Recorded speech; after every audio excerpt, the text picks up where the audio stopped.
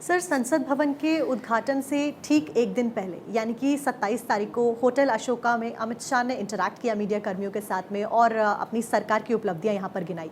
क्या आपको लगता है कि बीते वर्षों में और अब तक के काल में मीडिया के साथ मोदी सरकार के संबंध मधुर हो गए हैं?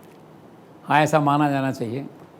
पहले थोड़ा सा कटता थी, या फिर क्या होता है, समय के साथ लोग भी आदी हो जाते हैं, अकस्टम्ड हो जाते हैं कि आपका क्या रोड मैप है, कैसे चलना है, जिसे कहना चाहिए, और कैसे हम चलना चाहते हैं। इस बार जो अमित शाह का ये हुआ, उससे इस बात की पुष्टि हो गई पूरे तौर पे कि now media is comfortable with the ruling party, with the separate party. कैसे हुआ कि वो अमित शाह ने एक दिन पहले प्रेस कॉन्फ्रेंस करी थी, शायद विज्ञान भवन में, ठीक है, वो तो एक अलग बात है, ठीक है। उसके बाद ये फिर दूसरी भी पत्रकारों को बुला, राजनाथ सिंह भी थे और शायद जेपी नड्डा भी थे उसमें, और ये थे। तो वहाँ जो दृश्य था, डिनर पे बुलाया था सबको, अमित शाह के वहाँ जो है अशोका होटल में किया था इसको, जो है वहाँ टेबल लगी हुई थी अलग अलग लोगों के हिसाब से, जो है। लेकिन जो दृश्य था, तो सारे मीडिया की एक अभिलाषा थी कि काश अमित शाह की निगाह मेरे पे पड़ जाए। और सुनने में बुरा लगता है, वास्तविकता यही थी। और जिन पे निगाह नहीं पड़ी, एक आदमी चारों तरफ तो नहीं देख सकता, होता भी ऐसी नहीं पड़ी निगाह, तो एक दो कुछ लोग ऐसे थे जो उठ के चले गए, बाद में आके बैठ गए वहाँ पे, जो है।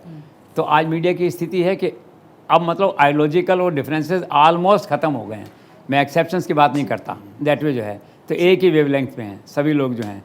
और वहाँ जो बैठे थे वो इंडिया टुडे के मालिक पुरी साहब, हाँ, अरुण पुरी, हाँ, उनकी बेटी थी साथ में, और सुप्रिया प्रसाद थे वहाँ। अमित शाह जैसे मिले उनको, तो उनसे कहा कि मिलकर खुशी हुई। अब ये भी अद्भुत बात थी, अमित शाह किसी को ये कहे मिलकर खुशी हुई, बहुत ही विचित्र का दुर्लभ मतलब बात है ये। तो बड़ा खुश लगा उनको, उन्होंने सबने आगे बढ़ गए, हाँ, सब बड़ा अच्छा लगा। तो मुझे लगे परफेक्ट ट्यूनिंग हो गई है सब मीडिया ग्रुप्स के बीच में और अमित शाह के बीच में।